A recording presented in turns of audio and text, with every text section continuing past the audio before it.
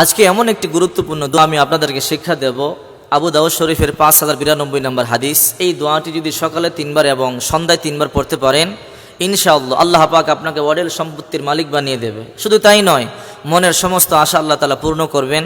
এবং যারা কানে কম শোনে, আল্লাহ তাআলা শ্রবণ শক্তি বৃদ্ধি করে দেবে। যারা চোখে কম দেখে, আল্লাহ তাআলা চোখের জ্যোতি বৃদ্ধি করে দেবে। যাদের কোনো কিছু মনে থাকে না, আল্লাহ পাক মাথার ব্রেন বৃদ্ধি করে দেবে। যে সমস্ত ছাত্র ভাই বোনেরা লেখাপড়া করে, খুবই উপকারী একটি দোয়া, পড়লে আল্লাহ তাআলা মাথার ব্রেন বৃদ্ধি করে দেবে। এবং মৃত্যুর পরে আল্লাহ পাক কবরের আযাব থেকে পরিত্রাণ দেবে। সুবহানাল্লাহ বলেন। অনেক পাওয়ারফুল একটি দোয়া। এক বেদুইন লোক আল্লাহ নবীর কাছে আসলেন, এসে বলে, ইয়া রাসূলুল্লাহ, দুনিয়া আমার থেকে পশ্চাৎবরণ করেছে।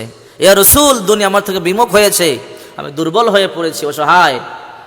ইয়া রাসূলুল্লাহ, আমার টাকা নাই, পয়সা নেই, আমি গরিব হয়ে পড়েছি, আমি অসুস্থ, টেনশনে আছি, আমাকে কিছু আমল শিক্ষা দেন যেন আমি অর্থওয়ালা হয়ে যেতে পারি, ইয়া রাসূল, এবং আমি যেন সুস্থ হতে পারি। তখন আল্লাহ নবী এই আমলটি শিক্ষা দিলেন, তুমি সকালে 3 বার এবং বিকালে 3 বার এই দোয়াগুলো পড়ো। আল্লাহুম্মা আফিনি ফি বাদানি, আল্লাহুম্মা আফিনি ফি সামঈ, আল্লাহুম্মা আফিনি ফি বাসরি, লা ইলাহা ইল্লা আনতা, আল্লাহুম্মা ইন্নী আউযু বিকা মিনাল কুফরি ওয়াল ফাকরি, আল্লাহুম্মা ইন্নী আউযু বিকা মিনাল কবরি, লা ইলাহা ইল্লা আনতা। এই দোয়াটি পড়বেন।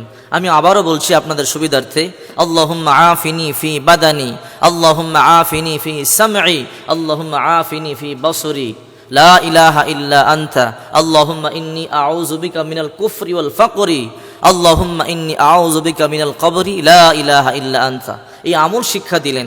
1 সপ্তাহ পরে ওই বেদুইন আল্লাহ নবীর কাছে আসলেন, এসে বলেন, ইয়া রাসূলুল্লাহ, আমার অসুস্থতা এখন নিয়ে আমি সুস্থ হয়ে পড়েছি এবং আমি এত সম্পত্তির মালিক হয়েছি, অঢেল সম্পত্তি, এখন আমি রাখবার জায়গা পাচ্ছি না। সুবহানাল্লাহ বলেন।